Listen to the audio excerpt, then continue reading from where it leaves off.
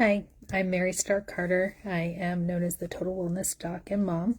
And if we've never met before, I'm going to share just some of my personal thoughts and some of my doctor thoughts on the news that was announced today. I'm going to try not to cry. I have a son who's type 2 autistic. He is 15 years old. He is severely has ADHD, anxiety, and a whole bunch of different things. But I first want to talk to all the parents out there and all the moms out there who maybe got some of this news, and we'll talk specifically some of the points here. I think I have them up here. I want to talk to you, and first of all, I want to remind you, because I live a lot with guilt.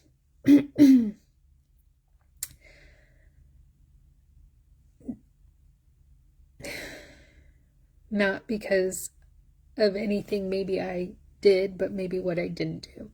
When I was 4 years old, after my MMR, polio, and DPT vaccine, about 14 days after, I woke up without the use of my legs. I literally was crawling, peeing my pants. My mom rushed me to the hospital where I was for several days and could not use the use of my legs for about a week. So this was at 4 years old. Later on in my chiropractic medical classes, I was taking a class with Dr. Jeannie Ohm, who's was a four-run pediatric chiropractor, and she introduced me to the possibility that vaccines and all the evidence at that time, which was 20 plus years ago, what was available, that vaccines were indeed causing some issues. So I looked up my records, and lo and behold, there were my vaccine records, there were my hospital records, and they both linked. So I know that was that. I also have other people in my family, because genetically, we'll talk about that in a second, who had severe vaccine reactions. So then, when I had my son, I chose not to. But there were other things that I had been exposed to. I worked in a chemistry lab for a lot of years, or several years, never used light gloves, never used safety, so I know I had a lot of that chemicals. I had full mercury amalgam fillings that I know were leaking for a lot of years too, when I had my son as well. So fast forward, when he did get his diagnosis, because I always felt that I was going to be able to cure his inabilities. I was first confronted when he was about 7 years old by a woman that said, "Hey, do you think he's on the spectrum?" I wanted to deny it for a lot of years until God just kind of slapped me over the head of that. But now that he is in puberty, it is very obvious, and it's been really a struggle. But I have to wonder, had he actually been vaccinated, I think he would be level 3. I do not think that he would be able to talk, And I'm really emotional about it, because I have a very good friend who has a son who is nonverbal. He's in his 20s. He is violent. It is really hard, and I get emotional because, friends, there's not, like, you see all these, oh yeah, neurodivergency, and my good friends are Tyler and Madison from Love on the Spectrum, and there's no disrespect to them, and that show does a great job of showing like the neurodivergent, but not a good job of showing, like the day-to-day that some of us live with. And on hard days like today, I still am so grateful that my son can walk and talk, and I still have hope that he will have a good job someday. Like, I'm not giving up hope, and I know there's all these things, but friends, I'm also well off enough to be able to afford the almost $1,000 of therapies he needs every single week. And there's so many parents out there that just don't have that. They don't have any respite. They don't have any of those things. So if you I don't want to even get to this, but please don't be dissing that we might have some evidence of things that are going on. So let's just talk about what was reported today. I'm just going to give a summary of it. First of all, let's talk about acetaminophen. Now remember, acetaminophen is, and let me go for my doctor's things. Let's see. Let's see. Where are you, Kelly? I just saw Andrew. So acetaminophen is one of the worst, absolute worst things for the liver, your liver health. I mean, it is bad, bad, bad news. There you go. Okay, so I'm just going to read a little bit of this to you. So when you take Tylenol, acetaminophen, part of it is converted to a toxic byproduct called NAPQI. Okay, your body can only clear that toxin with glutathione. Have you heard about glutathione? You need to know about it because it's really important. It's really important for anyone who gets, the seer or the CVID, you know what I'm talking about? That's really important. You need high levels. It's the body's master antioxidant. In pregnancy, your glutathione is very low, and babies in the womb have almost none to spare. The result, more oxidative stress in rapidly developing brain.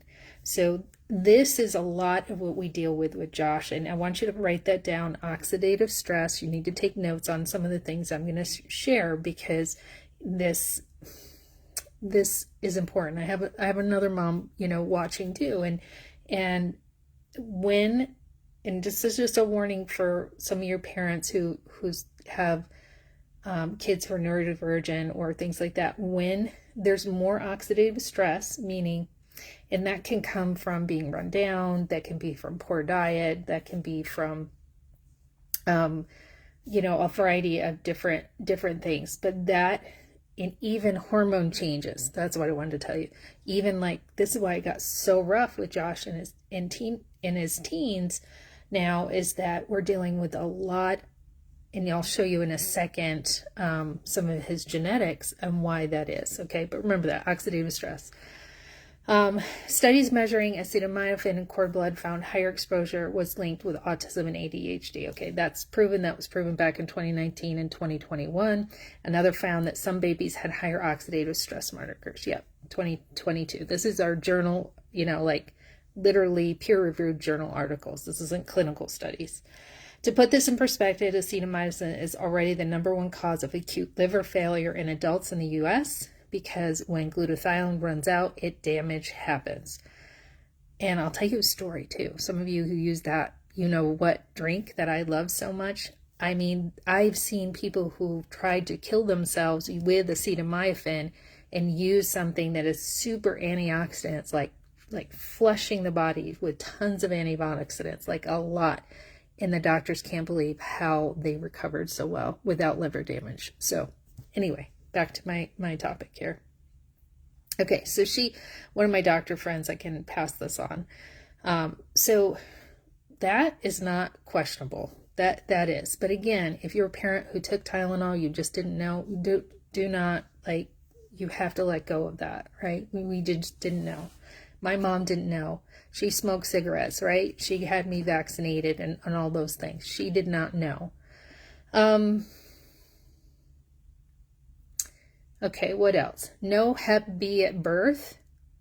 Hepatitis B, I've seen this a lot of early in my career, a lot of my fibromyalgia clients, I definitely, they would come to me after I got the Hep B virus shot. I started coming down with these things. So I knew 20 years ago that Hep B was a bad news, right?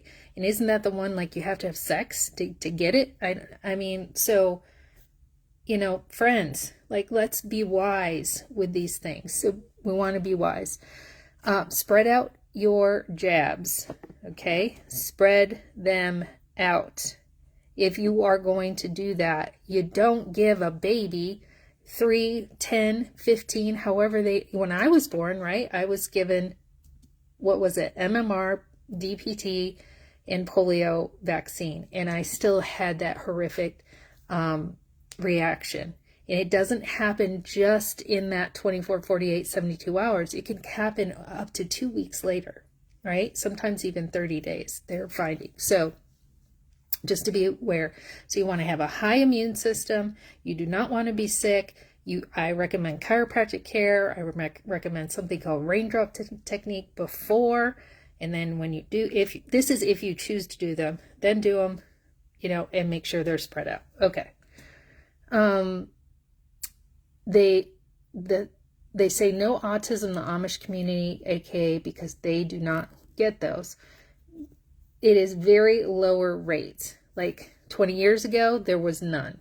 I think we're seeing some. I do think there are some in some Amish communities, but I think that has to do with, through the years, our bodies have become weaker and weaker, more and more congested livers. Liver is very important to overall health and dealing with oxidative stress. So I think if we're exposed to more toxins, that can also be part of the issue too. I hope I'm making sense here, right? So you can ask me questions as well. And you can ask in the comments and I'll come back to this. Community, aka. All right, so no mercury and no aluminum in the jabs, which was Thermosol. Okay, so that is what they feel is the killing a lot of causing a lot of the neuro toxicity and brain development issues. And that is what we need to get out of these. And you have to just wrap your head around it. They mass produce it to the cheapest pharmaceutical company, right? Okay, I'll mass produce that. There's not enough research. There's not enough slow, methodical, how is this going to react over a period of time? Is it going to cause hormone issues? Is it going to cause whatever it is, right? So it really needs to be researched. Very, very important. 40% of mothers believe that their child, autistic mothers, was injured by vaccines. I'm not in that, but I was injured. I think my DNA was injured, and I gave that to my son, right? Plus all the chemicals that I had, and I think that was a piece of that puzzle. So if you're a parent who thinks that was the case, you could very well be right. But why? Why are some people genetically genetically could be more injured than others? And I want to really talk about this. They said that there's a folate deficiency with kids with autism, and it has something to do with the MTHFR gene, that they're saying they have a double MTHFR gene. So I want to see if Josh's genetics came up here. Okay. I want to show you something now. Everyone is raving about MTHFR. We're making sure we know about it. It is important, but I want to show you a different perspective, okay? Okay, so this is hard to see, I know, way back here, but this is a pyramid of all the different little enzymatic reactions and reactions that happen in your body. And this is Josh's genetic panel, okay? And up at the top, you have MTHFR, folate, methylation, okay? And then you have these different colors that mean different things, and we'll talk about that in a second. You have nutrient metabolism, you have mTOR, phase 1, PON1. You probably don't know what a lot of these mean, but you know what fats, carbs, proteins, vitamin A, vitamin D, neurotransmitters, mitochondria function. You've been hearing a lot about that. See how that's orange? Well, you can imagine red, not so good. Orange, not so good, right? Green is good. Mitochondria function, circulation, muscle, and collagen. Okay, and then we kind of go down. Now these phase 3 detox, this is the body, being able to detoxify itself. Then here we see glutathione. And we come down here. This is a big one. NFR2, keep, NAD, glutathione, SOD, sirtuins. This is important too. So this is basically your DNA. okay, and all the different reactions it happens. This one right here, Fenton reactions, okay, this has to do with oxygen. That's coupling, glutamate, food gut histamine, oxalates, heme pathway. So every person has all of these things, and they're all genetically different. Now, if I were to pull up mine, or say, for example, even my mom's or someone's I have, you would not see as much of these reds as Joshua has. He has more genetic predisposition to struggling. Like, he doesn't take oxygen into his cells really well already. He has this glutamate. Like, if he gets glutamate, like MSG and different products, oh boy, it's going to cause a lot of inflammation and problems for him. This knocks mast cells and EMF sensitivity. Now that's like EMF sensitivity. I thought that was woo-woo. Nope, not woo-woo, friends, not woo-woo. RFK is not joking about 5K and all that stuff. But here's the thing. We're living in the world. What can we do? What can't we do? But my point being too is this is the foundation. Down here is these foundational things that affect a lot of things up here. And then MTHFR, folate, this is at the top, right? Yes, could I give him do I give him specific nutrients? Absolutely, to change, because he has some struggle. But the problem is here. We're not talking about neurodivergency here. And even in autism, everyone is different. But we will find what is common is we are finding things that are inflammatory, that are causing some brain inflammation, that is causing an ADHD, less oxygen to get to the brain, more excitable different things, right? This Ross, what is this? Sorry, I like all of, I know this wasn't but here's, his hemox. He has three, this is interleukin 6. Maybe you've heard of that before. These interleukins, all of these too. So this is pretty involved. I'm still, continue to learn in all of this. But my point being today, like, this is not questionable what they found out. These are things that are truth. Like, we've known about it for a long time. We've known about MTHFR. Why isn't every child being tested? So a parent could know. Like, I just found out my son can't take like beta carotene. I give him a ton of carrots. But he can't take natural beta carotene. He needs the retinol type, like the synthetic form to be able to go into his body. Very important supplement, right? Very important nutrient. But I didn't know that until I actually looked at his genes. This is what we need to be fighting for. This is what we need to, a test like this is $350 for a doctor to read it. It's probably another $350 to get the supplements on it for an autistic kid's probably another $300 a month. Like, this is what we need funding for. This is what parents, need as well. Now, I don't know about this new drug that they're talking about. I will learn more about that, but it's saying it's helped 2 out of 3 people with autism. I'd like to know how it has helped. That is important too. So here we have these genetic weaknesses in a person who's neurodivergent. They just probably have different genetic weaknesses, right? We all have different things, but in autistic kids, the interleukins, the inflammatory, there's certain things, the MTHFR, there is a common things that we're seeing with that.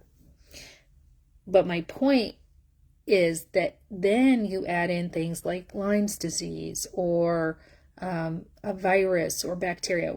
Josh, when he starts going kind of crazy, it's kind of like, and he'll go like, and his tonsils are really big. So when we know, like, he's been exposed to staph or anything like that, even if it's just allergies, if there's more inflammation in his body, he's going to have more brain inflammation. If he's not pooping, he's going to have more brain inflammation. Even when he was a little kid, I was like, man, when he doesn't poop, he just acts crazy. You know, why? Because he had more inflammation that was causing him more brain inflammation. And then we could go down the road of PANS and PANDAS. Research that. It's very important too, even because if you do have a child who is sensitive and has some of these genetic weaknesses and stuff too. I had a very good friend.